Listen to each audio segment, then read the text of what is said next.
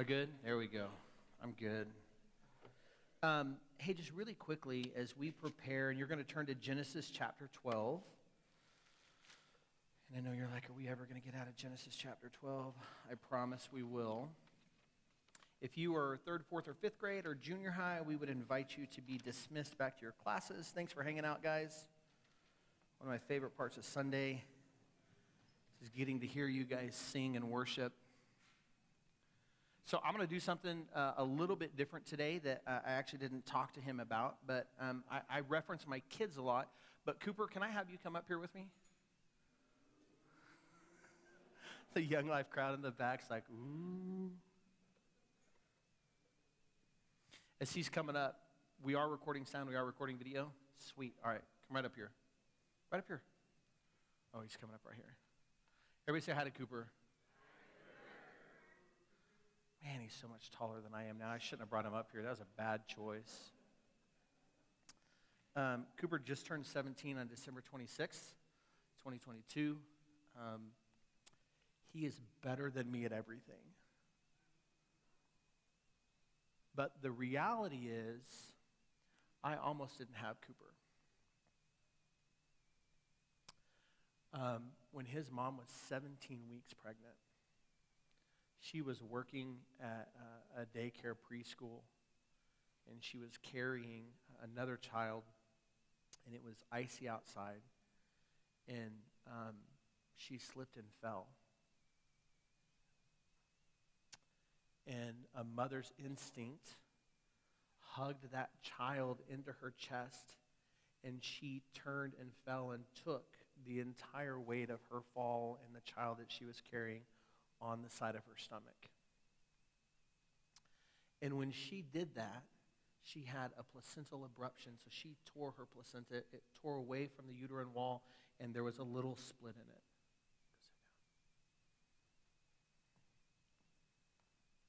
Everybody say thanks, Cooper. I was working at U.S. Cellular. Anybody have U.S. Cellular back in the day? Yeah, there's a couple of hands. I was working at U.S. Cellular in Blackfoot, and I get a phone call from Becky's boss saying, hey, we're sending Becky to the emergency room. She had a fall. Right? I immediately the worst things begin to go through my mind. And she says, she's in contractions, and so we're taking her to the emergency room. You need to head to the hospital. So it's Blackfoot to Pocatello, 35, 40 minutes. I jump in the car, and as a parent, right, all of the worst things begin to roll through my mind. And I don't know where you're at, but it's a tough thing. I can't speak to how a woman would think in that moment, but I can speak to how a guy would think in that moment. And as much as I love all of my kids, I love my wife more.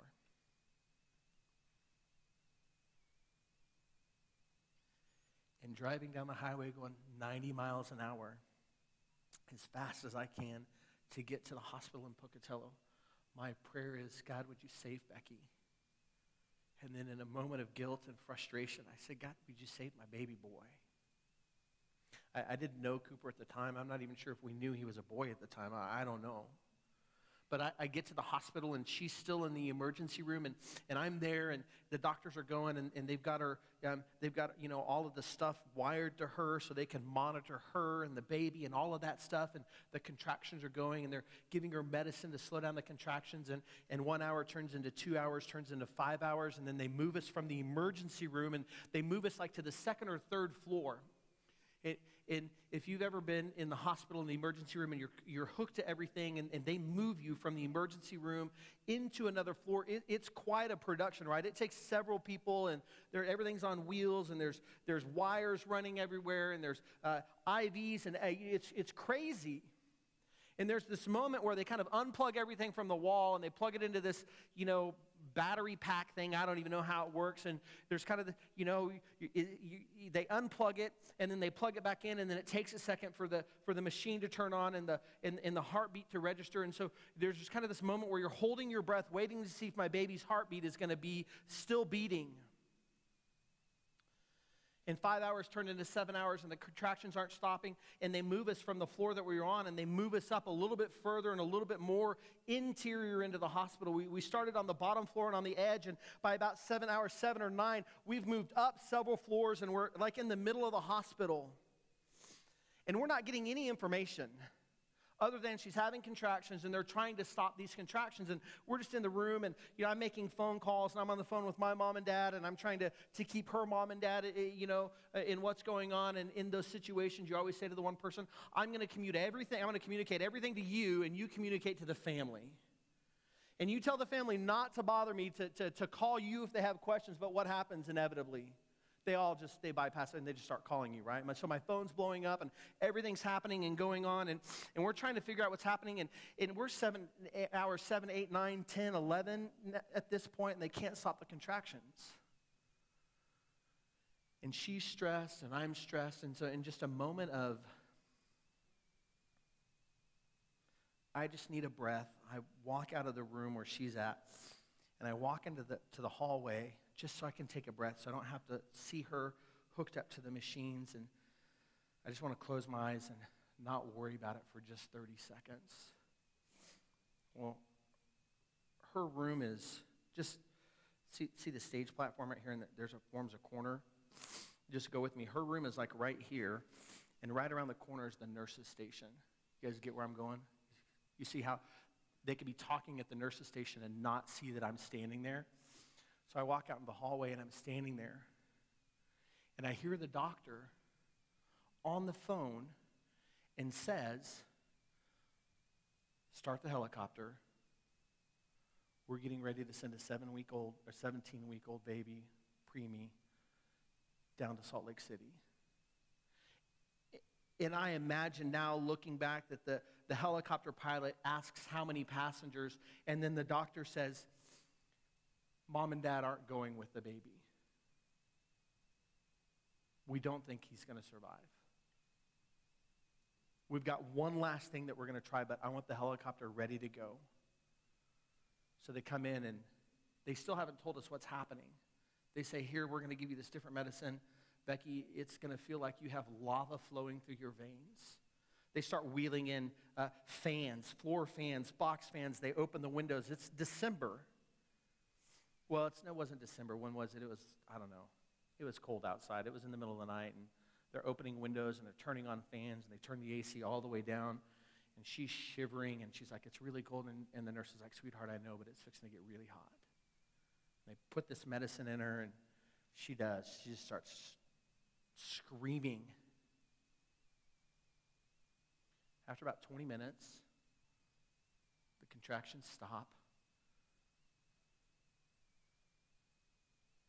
She goes through the rest of her pregnancy, almost carries Cooper to full term. And I have that 17-year-old boy sitting there today. You can clap, that's cool. But I'm going to tell you, there was about 12 hours where fear dominated my life. There were 12 hours where I was making decisions in my mind, and I would make the decision, and I would play through the results of the choice, and I would go, well, if I did this, then that would happen. If I did this, then that would happen. And then, okay, let's start back over. And what if this happens? What if I lose Becky and the baby? And then, I would go through. And then what if he's born and he's fine, but then I lose Becky? And I would just go through, and I would cycle over and over and over and over and over again. And I couldn't figure out how to get out of that loop till I heard the news from the doctor, the contractions have stopped, everything is going to be okay. And I was stuck in this moment of fear, and I couldn't figure out, I couldn't find my faith to work through it. Last week, if you were here, we looked at Genesis. We were in Genesis 12, and we looked how faith moved Abraham to leave where he was and to be brought into this deeper place of relationship with God. And we understand that. We're like, that's awesome. Like, I wish that I could have the faith of Abraham. I wish that too. This week, we're going to look at something that's very real. See, while Abraham was a man of faith, he was also driven by fear. Remember, week 1, way back when we talked about this series, I said we're going to be looking at like 3 core things over and over and over and over again. And one of those core things that we talked about that we're going to look at, that Abraham didn't follow perfectly, that he messed up. He made bad choice after bad choice after bad choice. We also begin to talk about the idea that his story is our story, that he was a man of faith, and we can be men and women of faith, but while he was also a man of faith, he was driven by fear. Science is really interesting. Like if you read any kind of scientific study on people, you'll see that a lot of scientists think that there are between 7 to 9 core emotions that humans experience. Now, you can take those emotions and you can put them together and get what they call compound emotions, and it's a lot of stuff. And some of them, let me just read them off to you. There's no consensus on the precise number of basic emotions or core emotions, but like this guy, Robert Plutchik, he proposed 8 primary emotions: anger, fear, sadness, disgust, surprise, anticipation, trust, joy. He arranged them nice and neat on this color wheel so you could spin them around. It was all wonderful. Ekman proposed that there were only 7. This is another scientist. His basic emotions were fear, anger, joy, sadness, contempt, disgust, surprise. But then he changed them.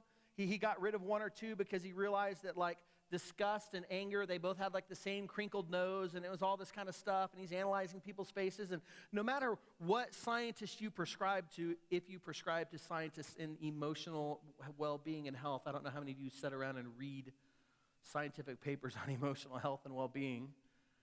There are 4 basic core emotions that are on everybody's list. Doesn't matter if you have 8, 9, 12, 17, 5. The smallest that you can go is 4. These 4 on everybody's list of basic core emotions that everybody deals with. They're joy, there's sadness, there's anger, and fear. Joy, sadness, anger, and fear. 4 basic emotions. They can change on a lot of different things. Our emotions we can be affected by a lot of different things when it comes to our emotion. I was talking to my kids and I said, what are some things that can alter our mood and emotions? And this is a list that they came up with in about 13 seconds. Our sleep patterns. You have bad sleep, guess what? You're going to be in a bad mood when you wake up in the morning. Can I get an amen? All the spouses are elbowing each other. Our water intake, how much water you drink can impact your emotional well-being and your mood. The foods that you eat a lot of starch and sugar, you're going to crash from it. It's going to put you in a bad mood. You may be in a good mood for a little bit. I drank a lot of coffee this morning. I'm in a good mood. About 1:30, actually about 4:30 when the Cowboys kick off against the 49ers, I'm going to be in a bad mood. I see all the jerseys over there. The things we watch, the things that we read, those things that we put into our mind, into our soul, into our spirit, they can alter the way that we think. They can alter the mood that we're in. Becky can tell when I'm listening to more NPR than I am worship music because I just get in a bad mood. Cooper said this one, our preparation. If you're unprepared for something, it can put you in a bad mood. Other people's attitudes can alter the way that you think and the way that you act and the way that you behave. Our environment, the weather, the cleanliness of our room or our house, when people don't acknowledge me or when things go unexpectedly, all of those things can impact our emotions. And the problem is when you're like me driving down the highway, or when you're like Abraham making decisions that we're going to look at and read at today, and you use your emotions to determine where you're going to go and how you're going to move, you're going to always end up in a bad spot. Because emotions are a terrible compass for your life. Emotions are a terrible thing to determine by where you're going to go.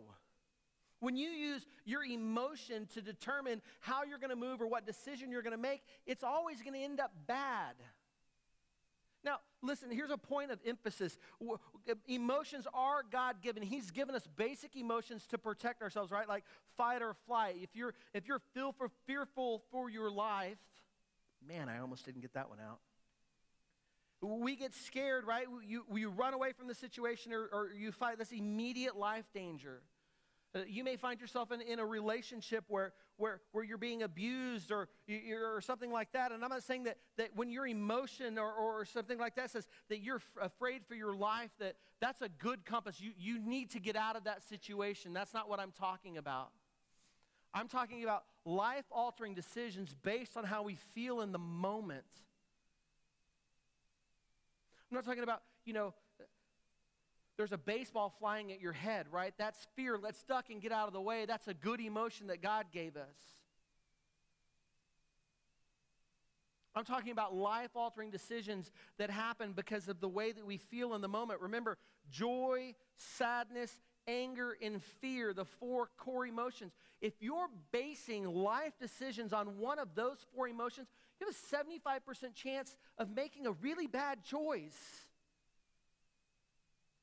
So when you let fear drive your life, you're going to find that it's a terrible compass for you. Let's get into God's word. Genesis chapter 12, verse 10. Now there was a famine in the land. So Abraham's in Canaan, the promised land where God said he's going to take him. If you have a Bible, you can follow along. If you didn't bring a Bible, we've got the verses up on the screen. I'm going to slow down while I read because the feedback I got last week, I just read verses really fast because I'm really excited. I want to get going, so I'm going to slow down. Now there was a famine in the land. This is where God has led Abraham. There's a famine, it happens. So Abram went down to Egypt to soldier there. He's going to camp out for a while in Egypt because they got food and they got water and they got everything good and nice. For the famine was severe in the land. So Abraham's in the promised land. He's where God said, go, I'm going to lead you. I'm going to give you this land. It's yours.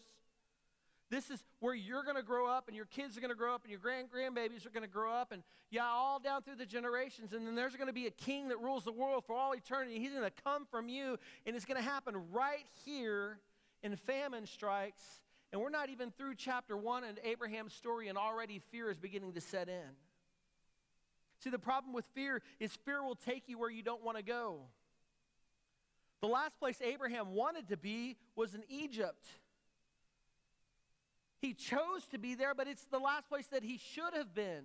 See, part of the problem is when you let fear determine the choices that you make, you often determine based on what people have or don't have, or what a place or a position has or doesn't have. Remember, I'm not talking about like seeking godly wisdom, like should I take this job or that job?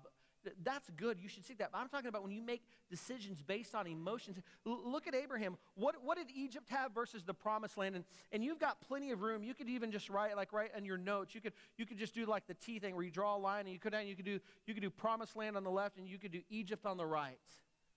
So let's just compare and contrast the two, okay? What did Egypt have that the promised land didn't? It had security. There wasn't famine in Egypt. So there was security for him and for his family. Obviously, there was food. There was food, there was water that he could eat, that he could purchase, that he could buy, that he could share with his wife and Lot, his nephew, and all of the people that were with him, and the herds and the cattle and everything that he had. You could put safety. I know I said security, but safety is different, right? If you're in a place where there's famine and there's a scarcity of resources and food, if you have something, what typically happens? Somebody tries to come and get it, others want it. And so there might be a physical safety concern that is available in Egypt that's not available in the promised land. Now, what does the promised land have that Egypt doesn't? The promised land has chaos, it has famine, it has fear, it has uncertainty. And so when Abraham is scared and he's looking at these two choices, man, Egypt's got everything. Man, they got watermelons, they got coconuts, they got a nice river that you can go like wake surfing on. It's really great stuff. And man, I know that. And God said that this is the promised land, but look around, it's a dust bowl. All I see is my neighbor eyeing my flocks of sheep.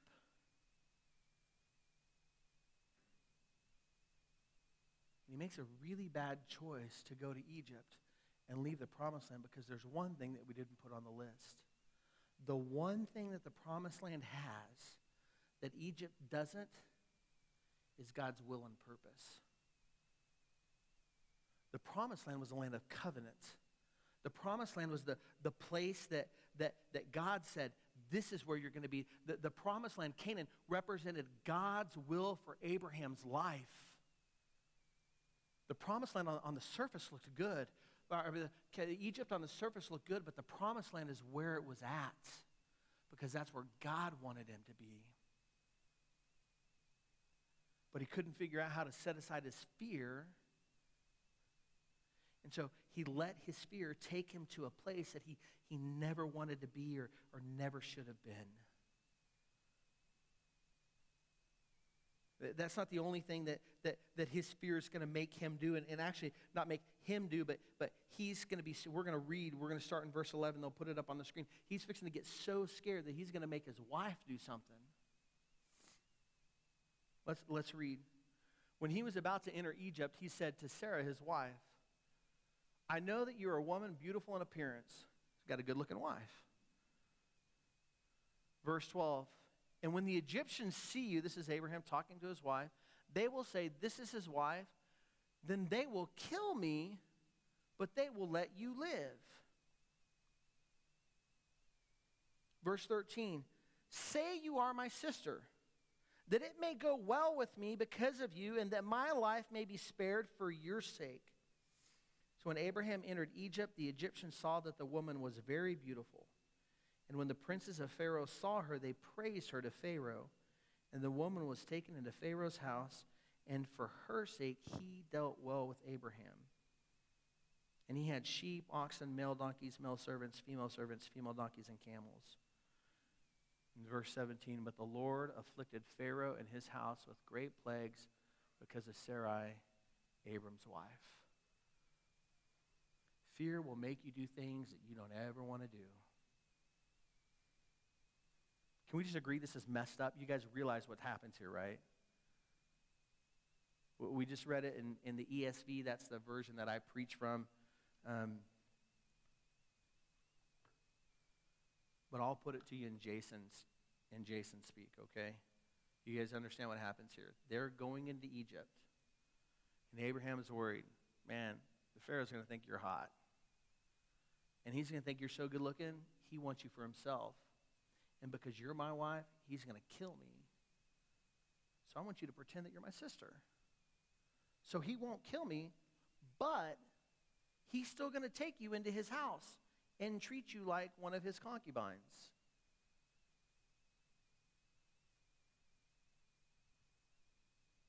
If this was like the NFL Sunday morning show, I'd be like, come on, man, really? That's messed up. Pretend you're my sister. I'm going to whore you to the Pharaoh of Egypt because I'm scared he might kill me. Talk about completely abandoning God's will for your life. He left the promised land because he was scared of a famine. He goes down to Egypt. And then what? God's not big enough to take care of his problems? God's not big enough to take care of him in Egypt. He's got to lie about Sarah being his sister so the Pharaohs won't kill him. Now, we learn later on, because listen, right? He didn't follow perfectly. His story is our story. We're going to get to it in like probably 3 months. He does this again. In just a few chapters, he lies about Sarah being his wife and says it's his sister to protect him. It's not the first time, and it's not the last time. It says something about habitual sin, and we'll get to that then. I don't want to spend any time on it now. Listen, this is not a note in your sermon, but you are in your guide, but you could write this down. A lie is a lie, even if it's a half-truth. And listen, I'm not preaching at you. I'm preaching at me, and I'm doing it publicly in front of you guys because I'll tell you what, man, I lived too long in my marriage telling my wife half-truths. Not outright lying, but just leaving things out that weren't convenient. Or teenagers, how about this one? Couching the story to make yourself look good. Not out and out lying, but just kind of, just twisting it just a little bit, just painting that picture just so that you look like you're the hero in the story instead of the villain. Every parent's going amen in their hearts right now. A lie is a lie, even if it's a half-truth. Fear will make you do things that you don't want to do. One of my favorite things growing up to say, and I shared this with the team this last week during devotions, is I didn't follow Jesus till I was a senior in high school, and so my family was very religious.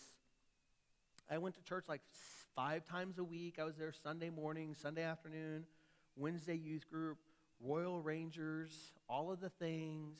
Royal Rangers, just a Christian version of Boy Scouts. I was an Air Ranger, by the way. Had all the badges. I was awesome. I was humble, too. I was awesome and humble. That's why Becky fell in love with me. One of my favorite things to say growing up, when I would do something that I wanted to do that would result in negative consequences for other people, I would just go, man, I'm sorry, I didn't mean for that to happen. You ever say that? I didn't intend for that to happen. Dude, here's the thing. Your intentions don't erase your consequences. You make a choice to do something, and there are consequences. Those consequences are real, whether you intended for them to happen. Your intent doesn't erase the impact of your decision. I'm sure Abraham's intent wasn't for, well, it doesn't actually out and out tell us, but he's looking out for himself. He's saving his own sorry hide.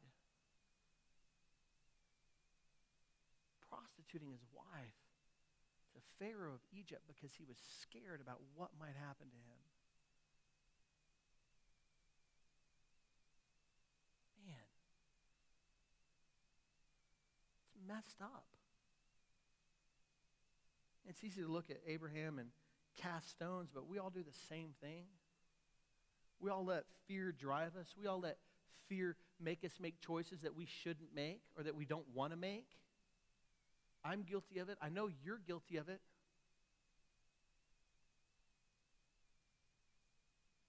And we live in a society right now it's endemic. It's a pandemic of teens ending their lives because they're living in fear. Do you realize the suicide rate for teen girls from the ages of 12 to 19 has gone up 250% in the last 5 years? The rates of teen girls that are harming themselves, cutting and stuff like that, and being admitted to the hospital has gone up like 500%. And it's not just girls, it's guys, and it's not just teenagers, it's young adults. People are making permanent decisions to temporary problems based on emotion. Let me say that again. People are making permanent decisions to temporary problems based on emotion.